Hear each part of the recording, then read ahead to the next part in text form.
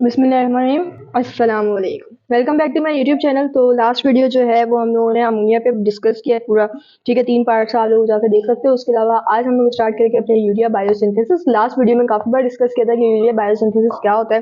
मतलब कि यूरिया जो है वो हमारे अमोनिया से बन रहा होता है, ठीक है। अमोनिया बहुत ज़्यादा टॉक्सिक है हमारी बॉडी में, अगर ये ज़्यादा हो जाए तो क्या हो सकता है, क्या नहीं हो सकता, ये सब के बारे में हमने बात की अपनी लास्ट वीडियो में। अब यूरिया बायोसिंथेसिस क्या है, यानी कि यूरिया की फॉर्मेशन फ्रॉम NH3। अब यूरिया की जो सिंथेसिस है, जो बायोसिंथेसिस है, वो क्या है, वो हमारे पास एक साइक्लिक प्रोसेस है और ये जो है सिर्फ और सिर्फ लिवर में ही होता है। अच्छा, जो यूरिया की जो फॉर्मेशन है ना, वो हमारे पास 5 रिएक्शंस के थ्रू कंप्लीट हो रही होती है और जिसमें हमारे पास 5 अलग अलग एंजाइम्स आ रहे होते हैं, ठीक है। अगर इनमें से कोई एक एंजाइम भी अगर कम हो जाता है तो हमारे पास जो है वो इनहेरिटेड डिजीजेस होती है, जेनेटिक डिसऑर्डर्स होते हैं, उसके बारे में भी हम आगे डिस्कस करेंगे। अच्छा, इसका जो 5 रिएक्शन है उसके दो रिएक्शन जो है ना स्टार्ट किए, वो हमारे माइटोकॉन्ड्रियल मैट्रिक्स में हो रही है, यानी कि हमारे लिवर के जो है वो माइटोकॉन्ड्रिया में हो रहे हैं, और 3 रिमेनिंग जो है हमारे साइटोसोल में हो रहे हैं, हमारे लिवर के। ये बात भी याद रखना बहुत जरूरी होती है इसमें यूरिया सिंथेसिस में।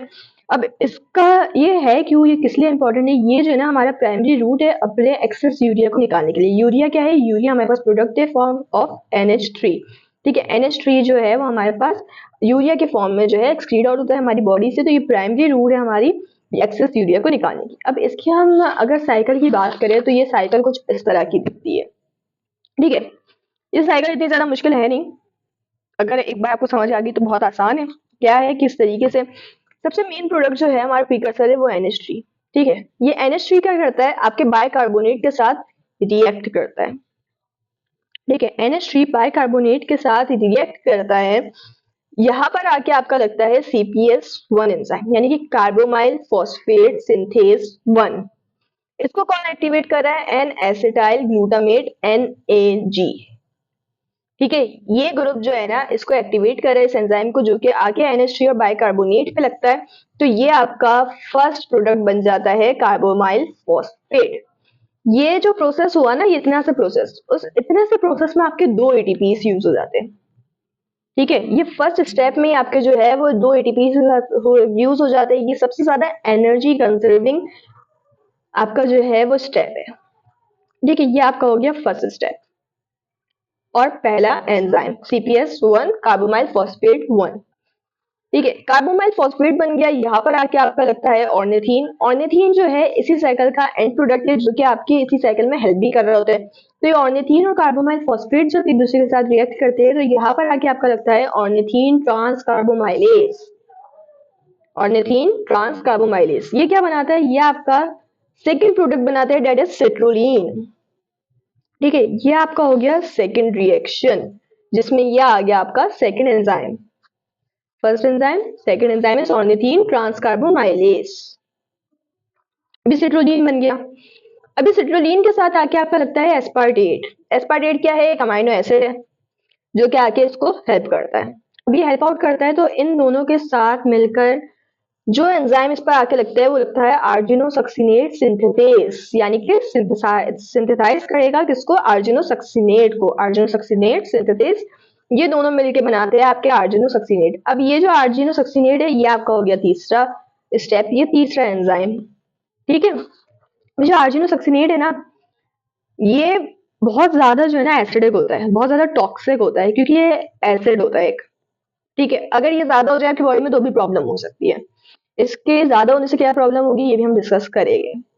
अभी आर्जिनोसक्सिनेट पे आके लगता है आपका एंजाइम आर्जिनोसक्सिनेस, जो कि आपके इस प्रोडक्ट को डिवाइड कर देता है दो में। Number 1 is arginine and number 2 is fumarate. ये जो फ्यूमरेट है ना, ये फ्यूमरेट आपका चला जाता है TCA साइकिल में। TCA cycle citric acid cycle, last video में हमने इसके बारे में बात की है, आप जाकर वो वीडियो देख सकते हैं कि TCA साइकिल क्या है। तो TCA साइकिल में भी हेल्प आउट कर रहा होता है आपकी ये यूरिया साइकिल। और जो आर्जिनिन है ये आपका हो गया इसका फोर्थ प्रोडक्ट, ठीक है। ये आपका हो गया इसका फोर्थ एंजाइम। देन उसके बाद इस आर्जिनिन पे आके आपका एंजाइम लगता है आर्जिनेस, जो कि फाइनली इस आर्जिनिन को कन्वर्ट कर देता है आपके यूरिया में और ऑर्निथीन में। ये ऑर्निथीन क्या करता है, ऑर्निथीन रीयूज हो जाता है आपकी इसी साइकिल में और यूरिया जो है वो आपका हो जाता है एक्सक्रीट आउट। ठीक है। अब अगर ये साइकिल अगर सही से ना चले तो क्या प्रॉब्लम्स होगी, कौन सी डेफिशिएंसीज होगी, ये सब हम इंशाल्लाह ताला नेक्स्ट वीडियो में बात करेंगे। अभी के लिए ये साइकिल को समझना बहुत जरूरी है। नहीं समझ आए दोबारा से बैक जाइए और दोबारा से समझे इसको। कोई मुश्किल बात नहीं है। फर्स्ट एंजाइम है CPS1 carbamoyl phosphate synthase 1, second is ornithine transcarbamylase, third one is argininosuccinate synthase, fourth one is argininosuccinase and the fifth one is arginase. ठीक है, यहाँ हमारी यूरिया की साइकिल जो है वो एंड होती है। अब हम बात करते हैं इसकी क्लिनिकल सिग्निफिकेंस पे। ठीक है, क्लिनिकल सिग्निफिकेंस इसकी क्या है? अच्छा, यूरिया की जो नॉर्मल कॉन्सेंट्रेशन है ना हमारी बॉडी में, वो है 20 to 40 मिलीग्राम%।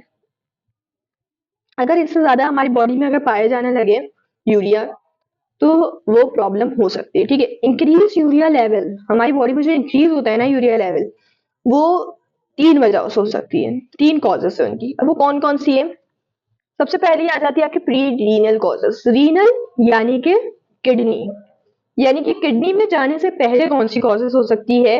क्योंकि यूरिया कहाँ आपके पास सिंथेसाइज हो रहा था, वो आपका सिंथेसाइज हो रहा था लिवर में।